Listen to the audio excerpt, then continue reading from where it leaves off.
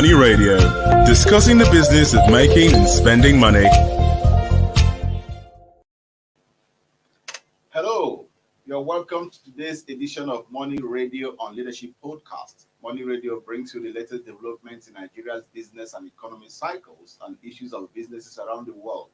My name is Innocent Odo, and today we're going to look at a very important sector, a sector that is the business sector of the Money Radio. And today our focus is on the need for climate smart agriculture to stem the tide of the looming food crisis in Nigeria and the rest of Africa. I am not alone in the studio. I have my regular guest in the studio, Kes Hammond. Kes, you're welcome to the program. Thank you, Innocent. And joining us on the virtual platform is Paul Wadima. Paul, if you're set, can we hear you? Oh, I don't think he's ready, so he can join us later. And just like I said earlier, we're talking about how to develop a national framework for climate smart agriculture to stem the tide of the looming crisis in Nigeria and other parts of the West Africa. And so we're going to look into this matter urgently and see how we're going to build the capacity of Nigerians, and experts in the field also have made great effort in trying to harmonize their resources to be able to push forward this initiative. Sometime last week, the federal government, under the auspices of the Ministry of Agriculture and Rural Development, organized a workshop, which was also led by the National AgriBusiness Group and other stakeholders to develop this all-important framework to face the challenges of climate change in Nigeria. You recall that climate change has been very antagonistic, so to speak, to the agri sector, and so Nigerians have now embracing the effort to make sure that we surmount the obstacles presented by these very unfortunate climate incidents. So that is the focus on today's edition of Money Radio on the agribusiness sector. So, yes, climate smart agriculture. How does this really sound? I think the issue or the topic and the conversation around climate smart agriculture is timely. Timely because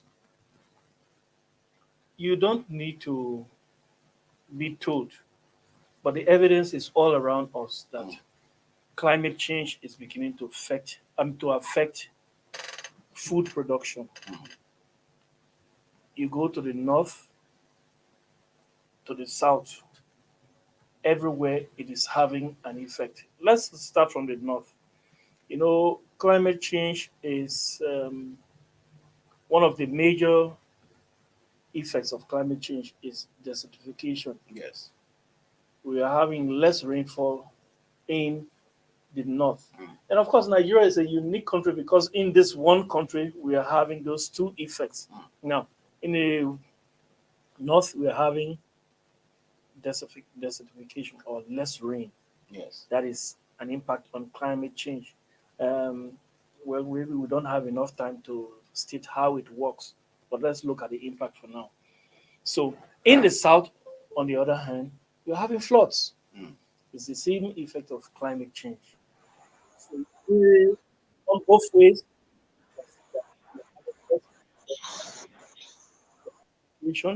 we're having less food production in the south as a result of flooding. Yes. You go to Lagos right now, people are still reeling from serious problem. Homes are under water. And we're not just talking about homes, but soil. I'm sorry, not soil, the crops are underwater. Of course, you can imagine that those are going to go bad because they are supposed to absorb only a certain amount of water at a time. But where the water is more than covering, enough, yes, and even washing away the crops. You can understand. In the southeast also, the same not desertification, but the same climate change is having an effect on, well, crop production or food production. How? Erosion. Yes. All of these are having an impact on food production. So that's why I said I agree with you that this thing is having an impact. It's a serious effect, a negative impact on food production. And we are going to continue to suffer it because this thing, if it is not reversed, is going to continue to affect production of food. Having said that, what can we do? Yes. You can hold your thoughts on that, on what we can do. We'll come back to address this issue of what we can do to stem the tide of this climate change. So we now join Paul.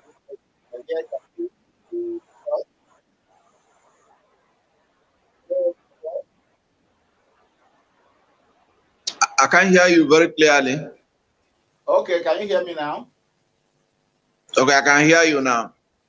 Okay, we're talking about the need for climate smart agriculture to stem the tide of the looming food crisis in the country.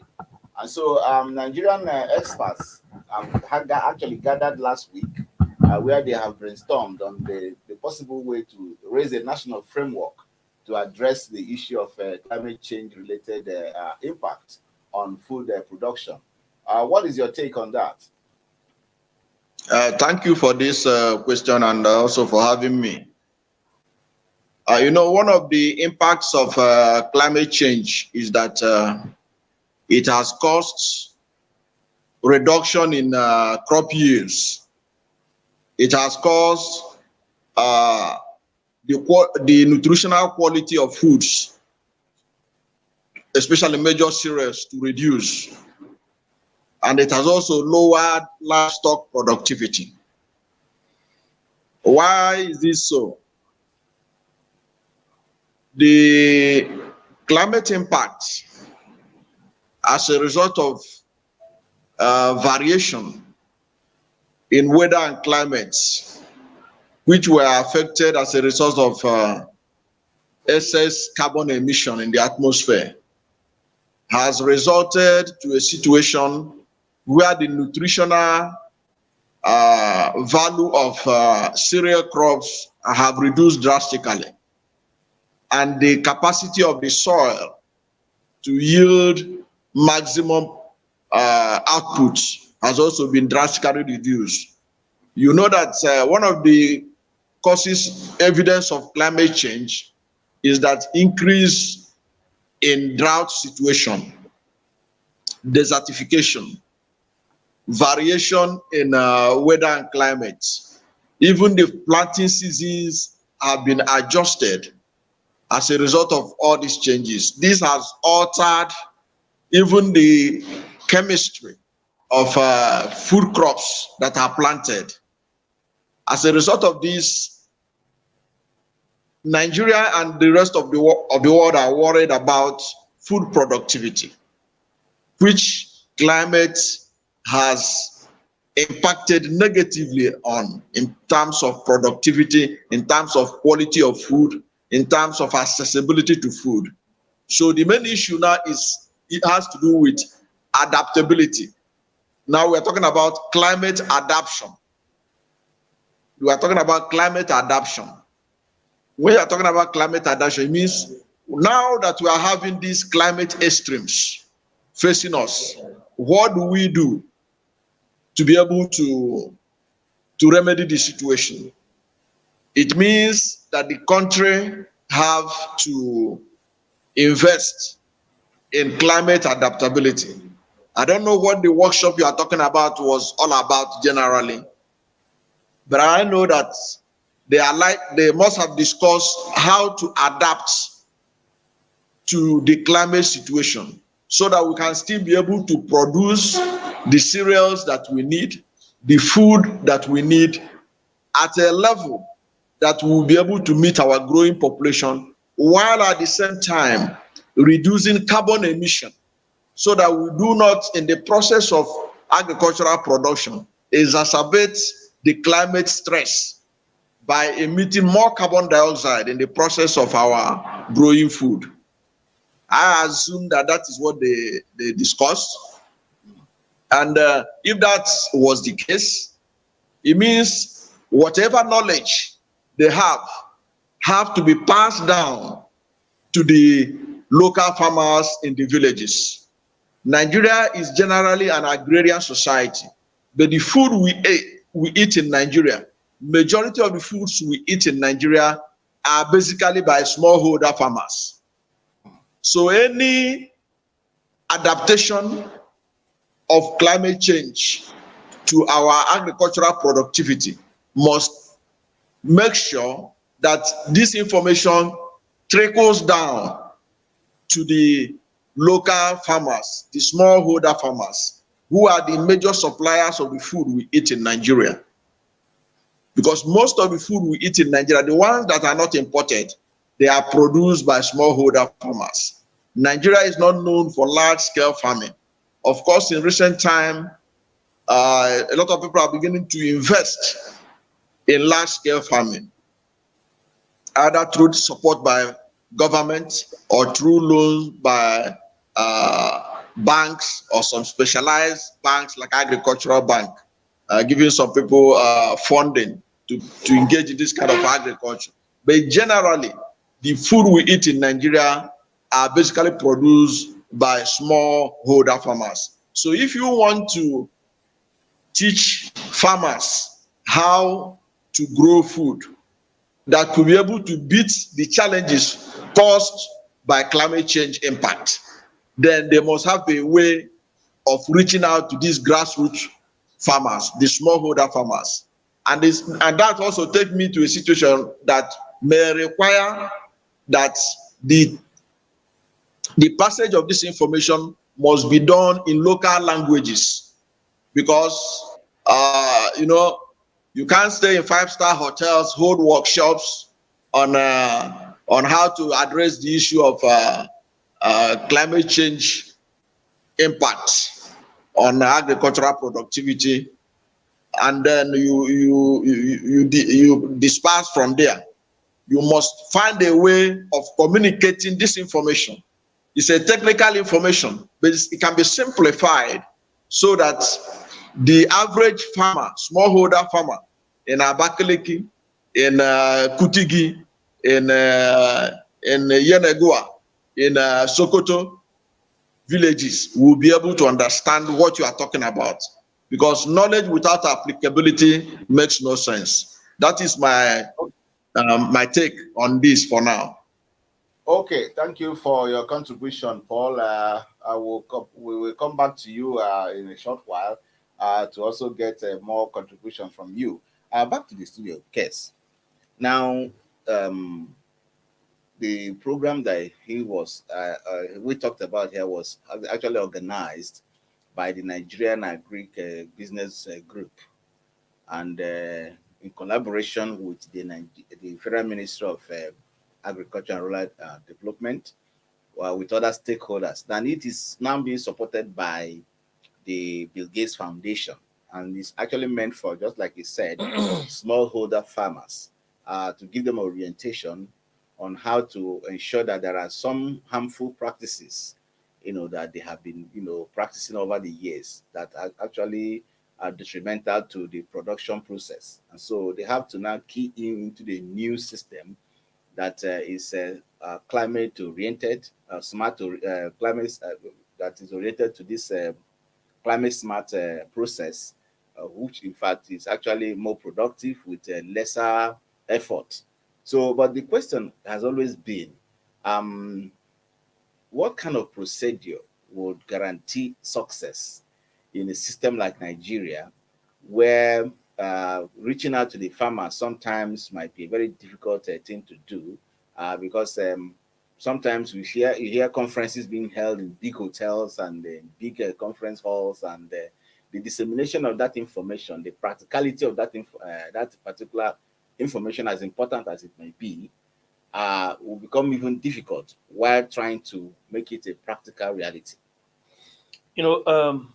I think I appreciate the effort of the conveners of this program, NABG. Yes. I appreciate the effort, and considering the fact that climate change is threatening our very existence, Mm. I think it is timely. I will come to a point that I want to make later on.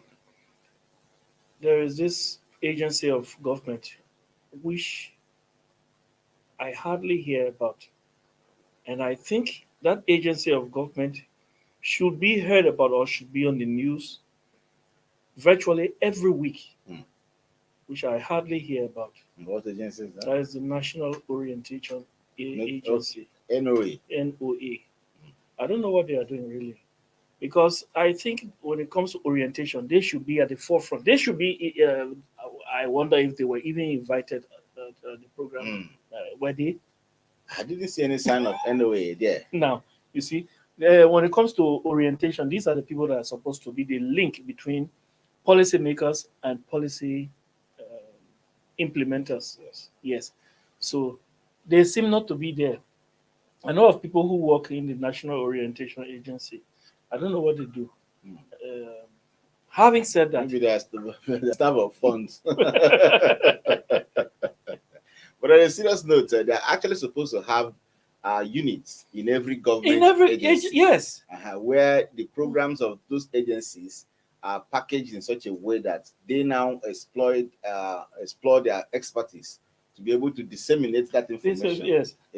But that is not happening now. I don't see it. Maybe it's happening. I can't say. Maybe because of funding, because they always tell you that agency is not properly funded. That's then why don't they scrap it? That is the excuse most of them give. But why don't they scrap it? But they have offices nationwide, and they are funding those offices. So if you don't want to scrap those, if you don't want to scrap the agency, why continue paying them? That is waste of money. Maybe they need to revamp them. They don't need to scrap them. Maybe they need to re-energize them. Having said that, yes, in my humble opinion, and I stand to be corrected, when we are faced with a situation, look, we take it or leave it, we are gradually progressing to that point where food shortage will become acute. Mm. In fact, the United Nations gave a figure of the number of, is it 15 or 18 million Nigerians that will go hungry? Yes, 18 million Nigerians. Yes. In the coming months. Yes, in the coming months. That is scary. And when they say a hungry man is an angry man, so people may do rash things to put food in their bellies. And when things like that happen, we say these people are criminal. We begin to stereotype a certain number of people or a certain group of people. But when a person is hungry, the person can do anything. Just like they say, a drowning man will try to hold on to a straw, even a black thread. Yes. So, having said that, I once visited an agency of government. I didn't know that such agency of government exists, but I saw that they were doing research on genetically modified cotton. Mm. And this, what's the name of this? Millet. Mm. And a few other food crops. They were researching on genetically modified products, like that. I talked to a friend not long ago in the US who told me that there are places or there are apple trees in the US that grow within 1 week. Yes. For an apple tree to plant an apple tree and it grows in 1 week to produce apple. That means there's plenty of food. Yes. Now, I haven't been hearing people consume those apples. People consume genetically modified foods. I haven't been hearing about any adverse effects of genetically modified foods in the US or other places where they are produced. Then people may be cautious about it. But for now, I don't know. I haven't been hearing about deaths or disease in large large population of of citizens of the United States uh, having diseases, maybe cancer or whatever. And I believe in practicality. I believe in practical solutions to problems. If we are having food shortage here, I think delving into the production of genetically modified products in a hungry population will not be a bad idea, even if it will affect our health in the future. Well, there was At least it is better. Say that it has its own Side very effects. negative impact and effects, and We haven't been seeing it in the US where those things are consumed. So, but I think we need more research. That people are still doing more research on genetically modified food. But then that is not. Just a moment. Can I make a point? When we have hunger in some parts of the country, where you war-ravaged countries, these are the people who bring food. How sure are you those foods that we consume in war-ravaged countries are not genetically modified products? And having said that, is it not better to eat genetically modified foods right now and save lives than to die? And then the genetically modified foods, all of us are going to die anyway. Okay. At one point in time, all of us are going to die. What we are supposed to have, what we are saying here is this. Now that the climate change is beginning to have adverse effect on all of us. Yes, your suggestion about genetically modified foods or thereabout will have its own adverse effect. Yes. But then you are counting at the immediate advantage it will offer us in terms of having food. Yes, to sustain life. Oh, just one moment. There are parts of the country. Take for example the north. We have desert. We have desert encroachment. That is desertification. In the southeast, we have erosion. Suppose we invest in producing genetically modified grasses to hold the soil and make it stronger so that it will at least reduce erosion and by so doing promote the production of food, because once you are holding the soil together, you produce more food. There's also one thing that I just discovered that will in fact help in curtailing the impact of this desertification you're talking about, which will also, in fact, provide job opportunities for the Nigerian teeming youth. And you will agree with me that planting of trees in those areas to reclaim. For instance, one expert said that we can plant as much as 50,000 trees or more, or even 1 million trees in those areas that desert encroachment had, started having devastating effect. Yes, and thereby reclaiming that land, those areas, and making them even suitable for productivity, and at the same time providing job opportunities for the young people, who will be employed to plant those trees. So you can see that we reclaim our environment, we create a suitable environment for the production of food, and then of course we employ young people to do the job. So these are some of the things that we're going to look at in terms of trying to promote adaptability, like Paul said, to the situation. Yes. But I'm afraid that is not really happening as expected, which of course is a problem of policy implementation, a problem of lack of structure, a problem of ad hoc, approach to very serious matters. And I think that the government from now onwards, irrespective of the fact that they are making some token efforts, the experts in the field like NABG have come out with the technical points where they can as well promote the framework, and make it more practicable, to adapt to the system that we're pursuing, to make the farmers, the smallholder farmers, more aware about what is happening in the environment and how they can, mobilize their effort to ensure that they protect the environment and they produce more goods with less effort. Yes, that is it. So I think we'll have to go back to Mr. Paul now. Paul, if you're still available.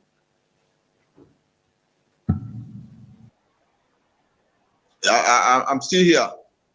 Okay, what we're saying is that you suggested that we should have adaptability to be able to curtail the impact of climate change on our environment. Exactly. And for that you can see also talk about investment. Now, what kind of investment can we do now? For instance, there is a need for us to actually start building dams in areas where there's not so much water, like in the places where there's a desertification.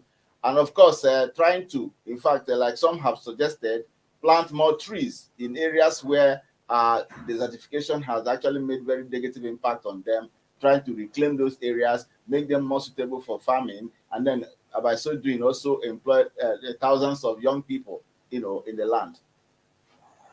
Well, what you said is actually in the long term. That the suggestions you made now, that should be for the long term. But in the short term, what can government do to ensure adaptability of the smallholder farmers to climate stress caused by climate change? When we talk about investment means government has to invest in seedlings. When you are talking about adaptability, you are talking about adaptability of the seedlings,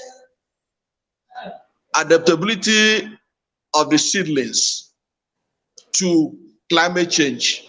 Some of the seedlings that we have could not adapt to the climate stress. That is why climate change is impacting agriculture, because the seedlings that are available cannot be able to grow as they're supposed to because of climate impact.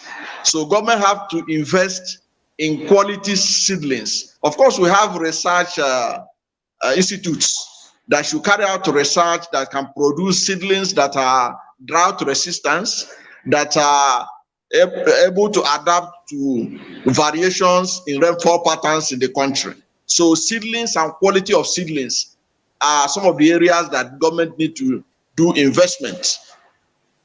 Because if you note, I did say earlier on that climate change has caused reduction in the quality of food and the quantity of food being produced in the country. And these are the issues that need to be addressed. So one of the areas you can address this is by technology, which means you need to get quality seedlings for the farmers and make sure that the real farmers get it, the smallholder farmers. Okay, Then the government need to have the service of extension workers, extension officers, because it is extension officers that could be able to take this knowledge to the grassroots. It is not those who attend workshops in fancy hotels that could be able to pass this information. It is extension workers. So it means that ministries of agriculture across the country need to have more extension workers who can transmit this knowledge to the man on these smallholder farmers in our rural communities. Okay, thank you so much. I would have asked if you agree that genetically modified food should be an option now, but genetically modified food, it can be an option, but it should be identified. We should have a situation in our country where when you go to a shop or a supermarket, genetically modified foods will be in a separate shelf. Then organically produced food will be in a different shelf, so that whoever prefers to buy genetically modified can buy. If you prefer to buy organically produced food, you can buy, because not everybody wants to eat genetically modified food produce. You understand? That's how it's done in the decent societies, to avoid conflict. Yes, so that both the farmer that produce genetically modified food and those that produce organically, they are all taken care of. All right. Thank you so much for your contributions today, Paul. Thank you for having me. And Mr. Guest, we are out of time, and I would have liked to ask one or two questions, but time will not permit me to do so. So just your final thoughts in just 5 seconds. Well, food insecurity is here, and that is contributing to insecurity generally. We need to make sure that, or the federal government needs to make sure that we do things fast and get out of this situation, because it's actually a dire situation. Food production is a dire situation. We need to get out of this situation fast. Oh, yes, indeed. We need to get out of this situation fast and now. And that is what the federal government and all the stakeholders in the agribusiness sector must do to set the ball rolling to ensure that the smallholder farmers are given the resources, the funding, and all kinds of investment needed to adapt to this climate smart agriculture that we're all talking about. It's on that note that we come to the end of today's edition of Morning Radio on Leadership Podcast. I've been in the studio with Kes Hammond. Kes, it's always a pleasure having you. Thanks very much. Thank you so much for joining us. And virtually, we've been joined by Paul Wadima, who has made his great contributions to our program today. I will promise to bring you a bumper edition when next we come. Stay blessed and goodbye. Thank you for watching. For sponsorship and advert placements, please contact 080-3688-6158. Last Word Leadership Podcast Studio. You have the last word.